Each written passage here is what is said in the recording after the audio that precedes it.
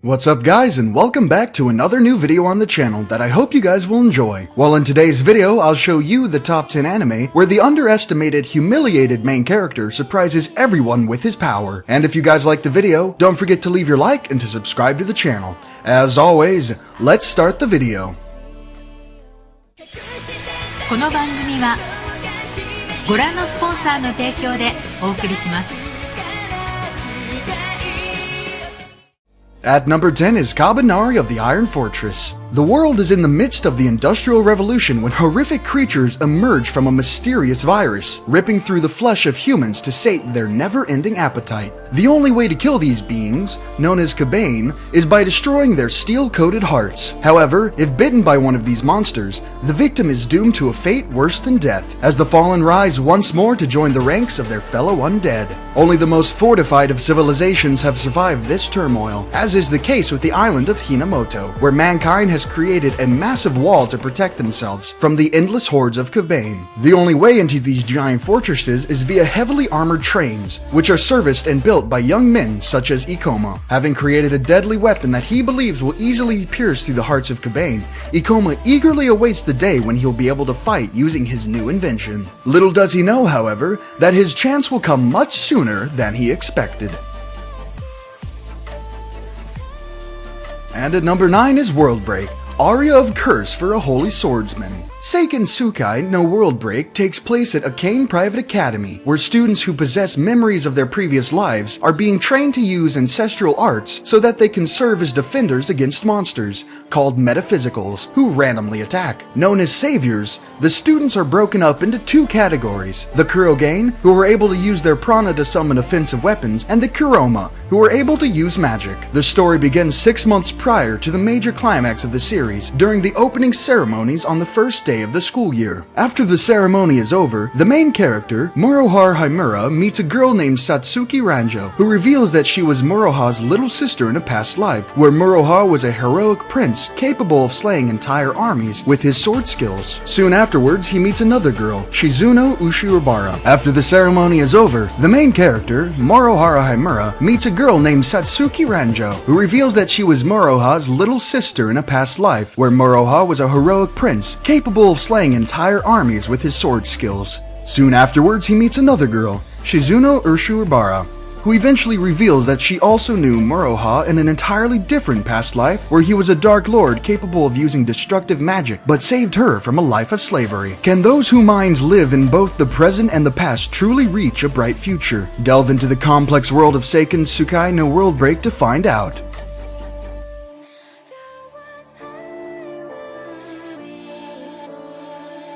And at number 8 is a certain magical index. Academy City, Japan is at the forefront of science. Besides being 30 years ahead of the world technologically, more than 3/4 of this peculiar city's population consist of students developing their psychic abilities as ESPers in various institutions. Among these students is Toma Kamijo, a high school boy with the lowest psychic rank of 0, but with a mysterious power no scientist can understand, Imagine Breaker, which allows him to negate other supernatural abilities. This, however, doesn't affect Kamijo's life in the least, as he plays his role as a regular teenager. That is, until he meets the strange index Librorum Prohibitorium, a young girl who has memorized the entirety of the forbidden grimoires, and now a dangerous organization is hunting Index down. With several magicians looking to harm the girl, Kamijo will defend his new companion at all costs as he discovers a strange new realm of the supernatural.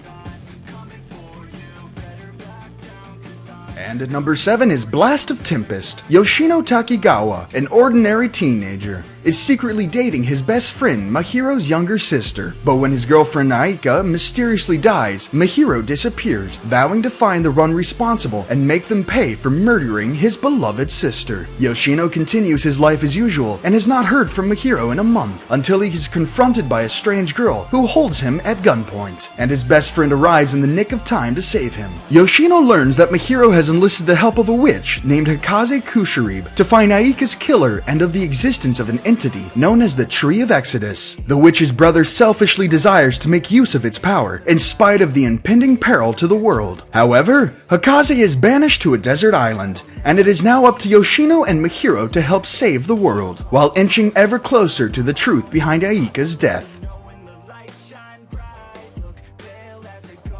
And in at number 6 is Lord Marksman and Vanadis. In a fantasy version of Europe, a war between enemy countries is brewing. One of these countries, Zect, has its 7 regions ruled by war maidens, known as Vanadis. Equipped with powerful dragon-carved weapons, Eleonora Ellen Viltaria, one of the Vanadis, launches an invasion against their neighboring rival country of Brune. Eventually, Tigre Vermoud, Tigre Vorn, a young archer in an Earl of Brune's region of Alsace, has his entire army decimated at Ellen's hands. In a strange twist of events, Ellen spares Tigre and gives him the order, "Become mine." What could be the meaning behind this new alliance? Adapted from the light novel written by Tsukasa Kawaguchi, Lord Marksman and Vanadis is an epic adventure filled with complex war tactics and beautiful women. Trapped in a multinational conflict, Tigre and Ellen are swept up in a war filled with dark secrets, conspiracies, and corruption.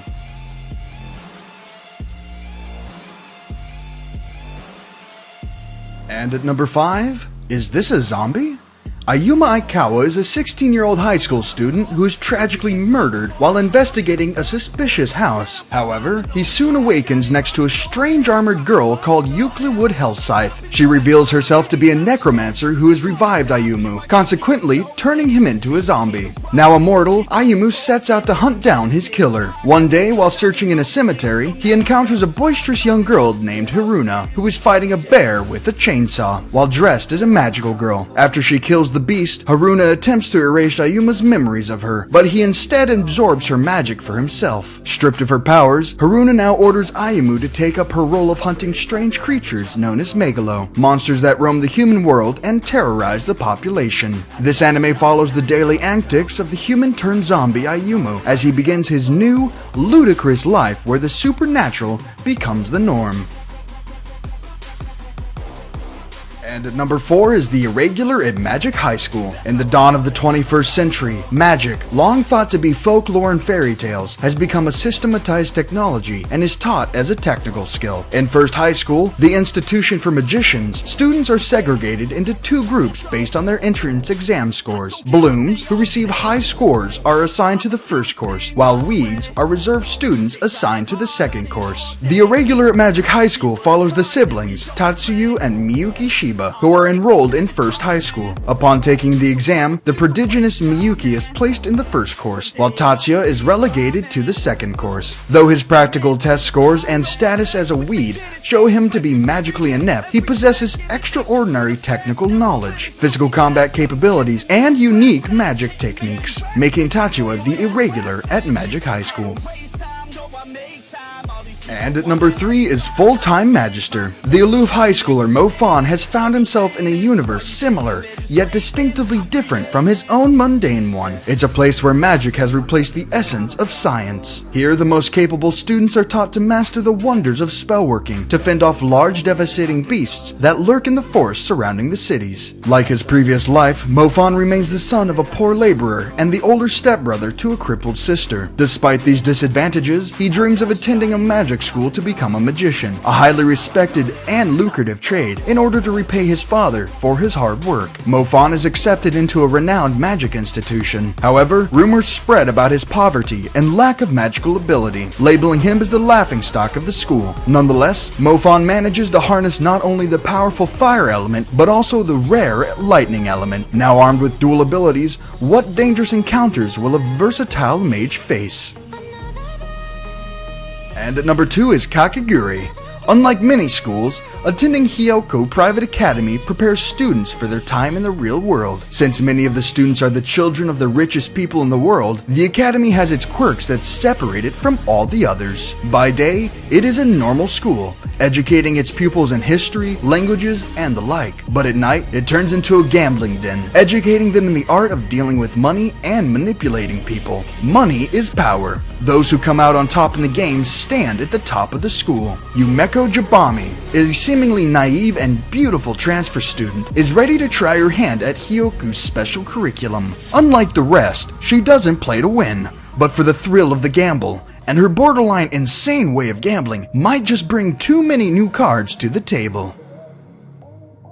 And at number 1 is Megalobox. To be quiet and do as you're told, that's the cowardly choice. These are the words of Junk Dog, an underground fighter of Megalobox, an evolution of boxing that utilizes mechanical limbs known as gear to enhance the speed and power of its user. Despite the young man's brimming potential as a boxer, the illegal nature of his participation forces him to make a living off of throwing matches as dictated by his boss, Gensaku Nanbu. However, this all changes when the Megalobox champion, Yuri, enters his shabby ring under the guise of just another challenger. Taken out in a single round, Junk Dog is left with a challenge. If you're serious about fighting me again, then fight your way up to me and my ring. Filled with overwhelming excitement and backed by the criminal syndicate responsible for his thrown matches, Junk Dog enters Megalonia, a world-spanning tournament that will decide the strongest Megaloboxer of them all. Having no name of his own, he takes on the moniker of Joe as he begins his climb from the very bottom of the ranked list of fighters. With only 3 months left to qualify, Joe must face off against opponents the likes of which he has never fought in order to meet the challenge of his rival.